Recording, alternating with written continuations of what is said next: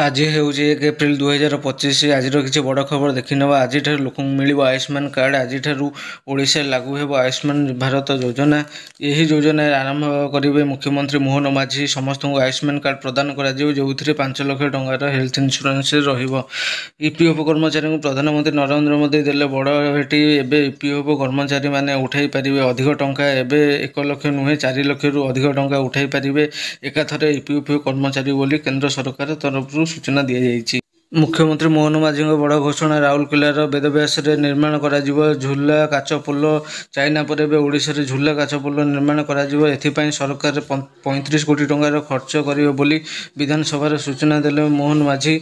सुना किणापी चाहते ग्राहक खुशी खबर। ओडिशा रे 500 टंका कमिला सुना दर। ओडिशा रे आज 22 कैरेट सुना दर 10 ग्राम पिछा 82,200 टंका थिबा बेले 24 कैरेट सुना दर 10 ग्राम प्रति 89,800 टंका पहुंची खबर मिली। पोलाभरम प्रकल्प नहीं अंधार रे ओडिशा सरकार विधानसभा थराई देले मुख्यमंत्री मोहन माझी। पोलाभरम प्रकल्प हेले ओडिशा रे मालकानगिरी जिल्ला रे अधारू अधिक जिला बन्या बुड़ीब। किंतु मुख्यमंत्री कहते पोलाभरम प्रकल्प हेले ओडिशा रे किछि क्षति हेब नाही। जहाकु नहीं नवीन पट्टनायक मोहन माझी को टार्गेट करिसेंती। अवधि सरिला धान बिकी पारिलेनी ओडिशा चाषी। धान किणा बिकार शेष तारीख मार्च 31 थिबा बेले ए पर्यंत चाषी भाई माने धान विक्रय करि पारि ना। चाषी को ठारू केवल 60% धान किनिछंती ओडिशा सरकार।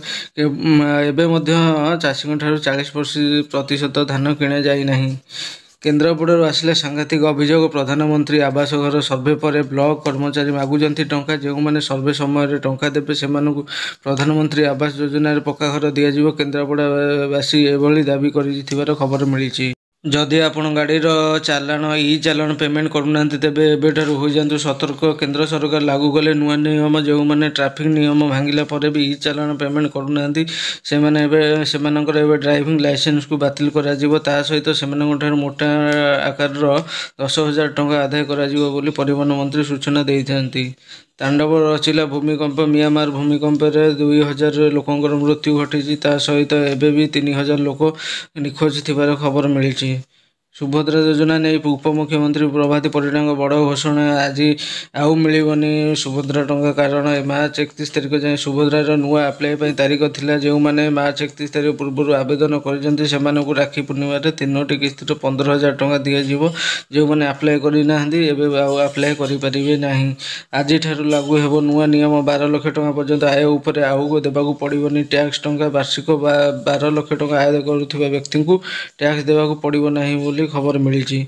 आज यूपीआई पेमेंट उपर हेब बड़ परिवर्तन। एक्टिव नथिबा मोबाइल नंबर यूपीआई पेमेंट करें ना कौन ग्राहक। अर्थात जो मैंने गूगल पे फोन पे पेटीएम व्यवहार करुँच से मोबाइल नंबर एक्टिव ना तेज से यूपीआई माध्यम टंका लेन देन करें ना बोली खबर मिली। बैंक रे मिनिमम बैलेंस रखा उपर नुआ नियम लागू हेब। एवं सहरांचल और ग्रामांचल रोथे बैंक ग्राहक मान निज बैंक खाता अधिक टंका रखा पड़ो ना से चार्जेस आदाय कर खबर मिली। एथर एटीएम रु टंका उठाइले देवाक पड़ो अधिक चार्ज। कारण आज अन्य बैंक एटीएम रु जड़े ग्राहक मासक 3 थर मागणा टंका उठाई पारे।